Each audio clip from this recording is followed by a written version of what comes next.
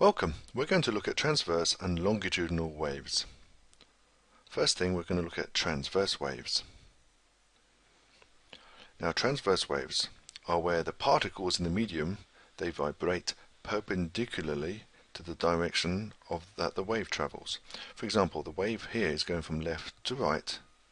The oscillation of the particles is an up and down movement, so that's 90 degrees to the motion of the wave. Here we have a transverse wave. The wave is travelling to the right, which we show with this arrow, and the particle, let's take the blue one, is moving up and down. So you notice that the motion of the blue line, which is basically tracing the position of the blue particle, is up and down. The wave is to the right. These meet at 90 degrees. So this is a transverse wave. Now we're going to look at how a transverse wave can be shown with a slinky spring. Let's turn it on. Notice that the wave travels from left to right. If you focus on a piece of metal here, it travels up and then down. So the motion of the particle which carries the wave is at 90 degrees to the motion of the wave. Here again we have another demonstration. The wave is traveling from left to right. The vibration, the motion of the particles will be a vertical direction, up and down, at 90 degrees to the wave. Notice that the particle goes up and down. The wave direction goes from left to right. So this is perpendicular motion. Now we can look at longitudinal waves. Longitudinal is when the particles in the medium vibrate parallel to the direction that the wave travels. For example, sound.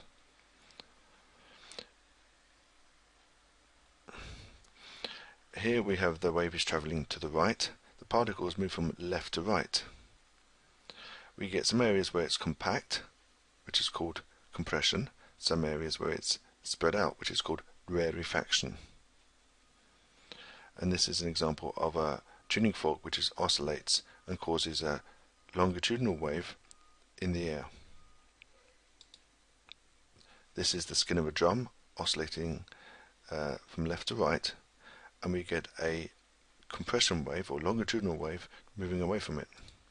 So the wave is moving from left to right in that direction. However, the particles, if you watch any one particle, you notice that that is also moving from left to right and right to left. So this is a motion of the particle. This is parallel to this line, not perpendicular, so this is a longitudinal wave. Some characteristics of longitudinal waves is that we have some areas with low density, which is rarefaction, and some of compression. So compression is when we have high density, and rarefaction is when the density is low. So this, we have a demonstration of a longitudinal wave. Notice that the wave travels from left to right. The oscillation of the particle is from left to right as well.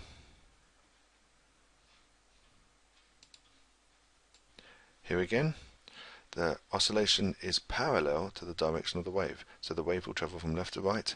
The vibration of the particles will be from left to right and right to left.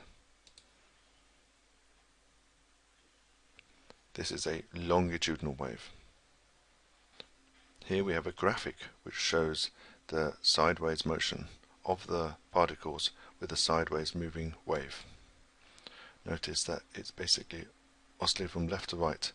The equilibrium position is shown with the coloured dot. For example, the red one now is in equilibrium position.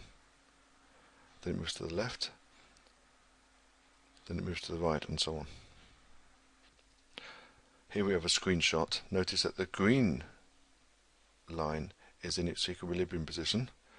The blue one is displaced to the right. The purple one here is displaced to the left.